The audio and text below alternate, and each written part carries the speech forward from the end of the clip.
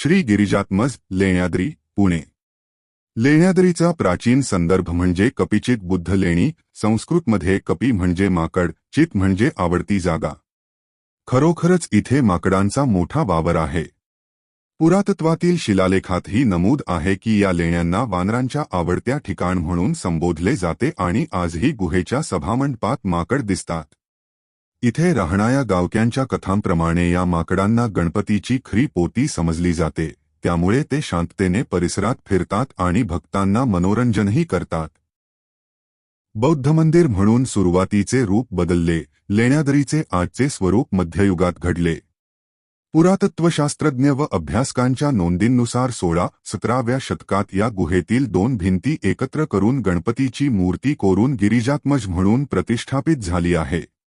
गणपती पुराणमधील कथा अशी सांगते की देवी पार्वतीने पुत्रप्राप्तीसाठी लेण्याद्री पर्वतात तीव्र तपश्चर्या केली। अंततः भाद्रपद शुद्ध चतुर्थीला तिने लाल मातीची मूर्ती उभी केली आणि तिला मनोभावे पूजल्याने त्या मूर्तीमध्ये श्री गणेश प्रकट झाला। या रूपात गणेशाने 6 हात व 3 डोळे असलेले बालरूप धारण करून अनेक दैत्यांचा वध केला व लोकांचे संकट निवारून त्यांना आनंदी केले।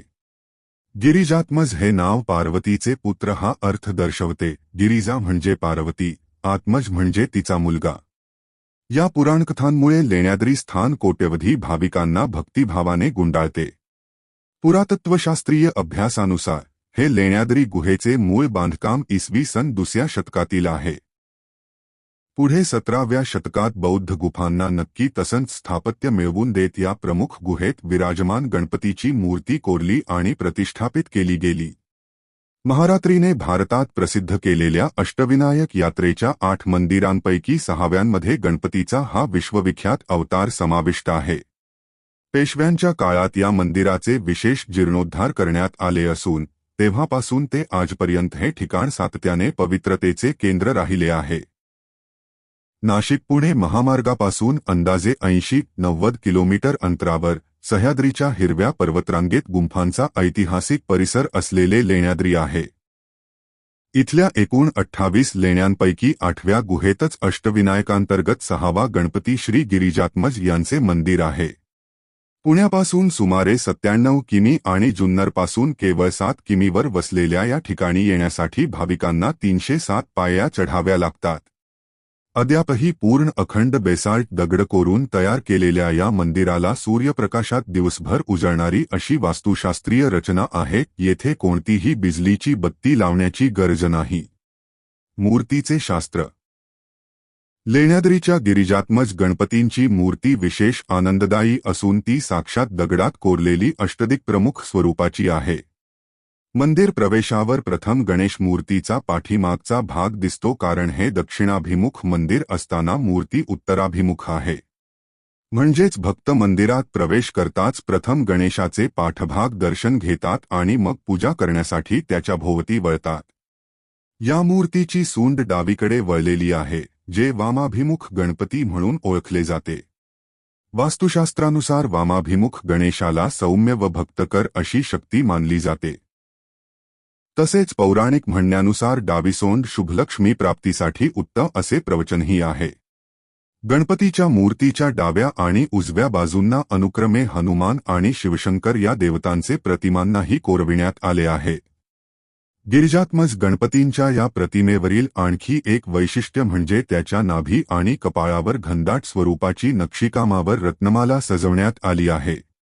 मूर्ती पूर्णपणे अखंड दगडात कोरली गेल्यामुळे देवळात आतून परिक्रमा करणे शक्य नाही, म्हणून मुखदर्शनाद्वारे भक्त वंदितात वंदितात।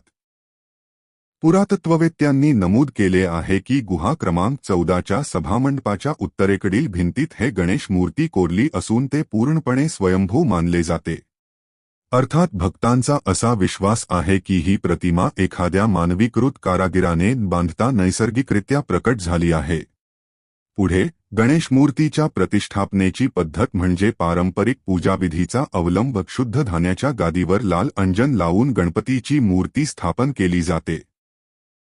इथे खास म्हणजे अनेक पंचामृत पूजा अनुष्ठाने रोज केली जातात आणि येथे गणेश चतुर्थी व गणेश जयंती सारखे सण धुमधडाक्यात साजरे होतात। दर्शनाचे तत्वज्ञान। गिरिजात्मजाचे दर्शन म्हणजे भक्तांसाठी एक आशीर्वादात्मक अनुभव आहे. पौराणिक आख्यायिकेनुसार देवी पार्वतीने पुत्रप्राप्तीची कामना करीत लेण्याद्रीत तप केले होते आणि गणेशाने तिला पुत्र होण्याचे वर दिले. म्हणून विश्वास आहे की इथे गणपतीची पूजा केल्याने अडथळे दूर होतात आणि वांछित यश प्राप्त होते. गिरिजात्मज मूर्तीचे 6 हात हे विविध साधने व देवदर्शन यांचे प्रतीक मानले जातात, तर 3 डोळे बुद्धी, ज्ञान व चरित्रप्रकाश यांचे सूचक ठरतात. कथा म्हणते की गणेश मूर्ती लहानपणी आपल्या पहिल्या 6 वर्षांत दैत्यांचा नाश करून त्या भागातील लोकांचे दुःख दूर करत असे. म्हणून या ठिकाणी येणाऱ्यांना त्यांच्या संकटातून सुटका, दुःखातून समाधान आणि बुद्धी प्रदान होण्याचे आशीर्वाद मिळतात. अनेक भाविक सांगतात की लेण्याद्रीच्या गिरिजात्मज वंदनेने त्यांचे वैयक्तिक संकट, कष्ट कमी झाले, आयुष्यात यशाचे नवे दारे उघडले. गिरिजात्मज हे नावच याच आध्यात्मिक संदेशाचे प्रतीक. पर्वतराणीचा पुत्र बनलेला भगवंत दुःखदायी असतो, पापबंधने टाळणारा असतो. भक्तांचा मनोभाव दृढ केला असल्यास येथील भक्तीने उत्कर्ष मिळतो, असे स्थानिक श्रद्धांजली देतात. वैज्ञानिक दृष्टिकोन. लेण्याद्रीचे स्थापत्य एकत्रित देवालय शास्त्रप्राप्तरित्या रचले गेले आहे. मुख्य सभामंडपाचा रुंदी लांबी अनुपात 51-57 फूट इतका मोठा असूनही यात एका खांबाचेही आधार नाही. अष्टदिशांच्या सिद्धीनुसार मंदिर असे बांधले गेले आहे की सूर्यप्रकाश बर्फदूर प्रकाश अंदाजे आकाशात असेपर्यंत आतड्यात प्रवेश करत राहतो. वास्तविक आजूबाजूच्या पर्वतरांगांमुळे दिनसकाळी उगवणारा सूर्यदेव थेट माळेवारीच्या छपरातून मंदिरात उजेड पसरवतो, त्यामुळे येथे कोणतीही विद्युत दिवे लावण्याची गरज नाही. हे सर्व शांत आणि नैसर्गिक उजेड विश्वात्म्याचा अनुभव देणारे असल्याचा गुणवैज्ञानिक दृष्टिकोन म्हणतो. मंदिराच्या गुहेतील तुषारमंद प्रकाशामुळे पवित्र वातावरण निर्माण होते. शास्त्रज्ञ म्हणतात की मंदिरेतील घंटानाद मनाची घनता दूर करतो आणि विश्रांतीची अनुभूती वाढवतो, त्यामुळे भक्तांच्या ध्यानाला गती मिळते. वास्तुप्रकरणानुसार लेण्याद्री ही एक चढाई असली तरी ती पर्वतरांगांच्या हिरव्यागार चादरीने वेढलेली असून ऊर्जेची एक रचनातत्वे येथे सक्रिय असतात, असे सांगितले जाते. मूर्ती अखंड पाषाणातून कोरल्यामुळे ती हजारो वर्षे टिकून राहू शकणारी आहे. यासाठी या दगडाचे रासायनिक संरचना बलिष्ठ असल्याचे मानले जाते. वास्तुशास्त्रानुसार या प्रकारच्या पर्वतगुहेत समाधानी ऊर्जेचे 100 नाडी यंत्रणेतील केंद्र सक्रिय होतात, ज्यामुळे येथील वातावरण अनुकूल ठरते. आजची परिस्थिती. सर्वसामान्य भक्तांसाठी लेण्याद्रीचे श्री गणेश मंदिर आजही सकाळी 6 ते रात्री 8:30 या वेळेत खुले असते. येथे नियमितपणे पंचामृत पूजा, अभिषेक, नैवेद्य आदी विधींनी गणेशवंदना केली जाते. येथील मूळ राखीव मूर्ती सुरक्षित ठेवण्यात आली असून ती मूर्ती यायोगी काळाची पडझड सहन करू शकलेली नाही, कारण ती अखंड डोंगरात कोरलेली आहे. मंदिर परिसरातील खांबांवर कोरवलेली सिंहत्तीवरांच्या चित्रकथा इथे सापडतात, ज्यातून समजते की पेशव्यांनी या गुहेचा जीर्णोद्धार करताना कलासौंदर्याची विशेष काळजी घेतली होती. शासनाच्या पुरातत्व खात्याने लेण्याद्री परिसरास राष्ट्रीय स्मारकाचा दर्जा दिला आहे. त्यामुळे येथे रस्त्यांची सोय, पायवाटे, जलसुविधा सुस्थितीत ठेवण्यासाठी उपाययोजना होतात. तथापि परंपरा आणि सण उत्सव कित्येक वर्षांपासून जससेतसं चालू आहे, यामध्ये फारसा बदल झालेला नाही. काळानुरूप यात इलेक्ट्रिक दिवे, घोषवाके व चकमकीची सजावट वाढली आहे, पण पाण्याच्या कुंड्या, प्राचीन शिलालेखांचा ठेवा व पौराणिक व्रतपाळी पूर्वस्थितीत कायम आहे. स्थानिक लोकांचा अनुभव. गावकरी आणि स्थानिक साधू महात्मे यांच्यासाठी लेण्याद्री गिरिजात्मजाचे महत्त्व अतुलनीय आहे. अनेकांनी सांगितले की या धबधब्याच्या वाटेवरील आध्यात्मिक चढाई आणि अंतःकरणाची प्रार्थना त्यांच्या जीवनाला उभारी देते. कोकसह्याद्रीतील रान कोठारातून यात्रा करून येणाऱ्या भागीरथांशी इथे अनेक अफाट वृत्तकथा जुळतात. काहींना लहानपणी मूलप्राप्तीचे घरात व्रत पाळल्यावर प्रसन्न झाले, तर काहींना जीवनातील संकटातून एकदाचे सुटका झाली. अशा लोकांच्या कहाण्यांमुळे भाविकांना या दर्शनात भावनिक गुंतवणूक मिळते. कहाणीकारांच्या म्हणण्यानुसार लेण्याद्री परिसरातील प्रत्येक ठिकाणाचे आणि प्रत्येक भक्ती परंपरेचे इतिहास वेगळा आणि जिवंत वाटतो. घंटानादाचा सूर, मंदिरात मोठे टांबर व घंटा प्रत्येक पूजेनिमित्त वाजतात. त्याची खोलीदार किंकाळी आणि स्पंदने दृश्यात ऐकायला द्यावी, ज्याने भक्ताला भावनिक आवेश मिळेल. अज्ञात कथांतील रहस्ये.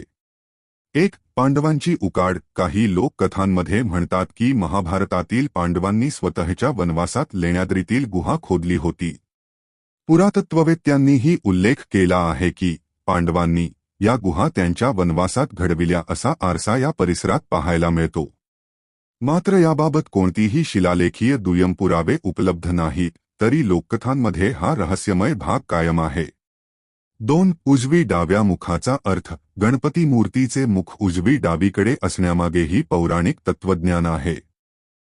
काही मान्यतानुसार उजवीकडे वळलेला गणेश मूर्ती संकट निवारक, संकटहरी आणि शिस्तप्रिय शुभचिन्ह मानली जाते, तर डावीकडे वळलेली मूर्ती सौख्यवृद्धीची, धनवृद्धीची सूचक असल्याचे म्हणतात. लेण्याद्रीचे गणपती मूर्ती वामाभिमुख आहे, त्यामुळे हे मंदिर सामाजिक ऐक्य व मंगळप्राप्ती संदर्भात ओळखले जाते. 3. हातातील आयकॉन. गिरिजात्मज मूर्तीच्या हातात आधी 6 आयकॉन असल्याची आख्यायिका आहे. त्यांमध्ये केशरचंद्र आणि मोदक, भोग यांसारखे तात्विक अर्थाचे प्रतीक समजले जातात. 6 हात हे शास्त्रानुसार 6 ऋतू, 6 पक्ष, विविध आध्यात्मिक गुण यांचे द्योतक मानले जातात. तथापि या स्थानिक आख्यायिकेत प्रत्यक्ष मूर्तीमध्ये सातत्याने मूठ किंवा पुस्तक वाहून असलेला उल्लेख नाही. 4. दूरदर्शन अनुकृती. अष्टविनायक परंपरेनुसार लेण्याद्रीचे गणपती वक्रतुंड महाकाय या रूपात पूजनीय आहेत. म्हणजे त्यांची सोंड वक्र आहे, तो त्रिकोणी चेहरा विशिष्ट अधिष्ठानकारक आहे. या विराट स्वरूपामुळेच येथे शक्तिशाली प्रसादांची प्राप्ती होईल असा विश्वास आहे. 5. गूढ जागा. लेण्याद्री गुहा परिसरातील वेगवेगळ्या खोलींमध्ये जुनी भित्तिचित्रे आणि शिलालेख अजूनही अधोरेखित नाहीत. लटकेट्या आणि अभयारण्य यांच्याबाबत लोककथा मात्र रंगतदार आहेत. काही गावकरी म्हणतात की पृथ्वी खोदकामात अतिसूक्ष्म कोरवट सापडलेल्या आहेत, ज्यात इतिहास लुप्त आहे. यामुळे आजही या गुहेचे भानकर्त्यांमध्ये रहस्यमय आणि अद्भुत भूमिका बनून राहिले आहे. लेण्याद्रीचा प्रवास केवळ एक यात्रा नसून भावनांनी सजलेला आध्यात्मिक अनुभव आहे. जर हा श्री गिरिजात्मजांचा पवित्र प्रवास तुमच्या मनाला स्पर्श करून गेला असेल तर व्हिडिओला लाईक करा, आपल्या कुटुंबीय आणि मित्रांसोबत शेअर करा, कॉमेंटमध्ये गिरिजात्मजाय नमः नक्की लिहा. आणि अशाच संस्कृती, इतिहास आणि अध्यात्माच्या प्रवासासाठी कथासार संस्कृती संवाद चॅनलला सबस्क्राईब करायला विसरू नका. गणरायांच्या कृपेने पुन्हा भेटूया.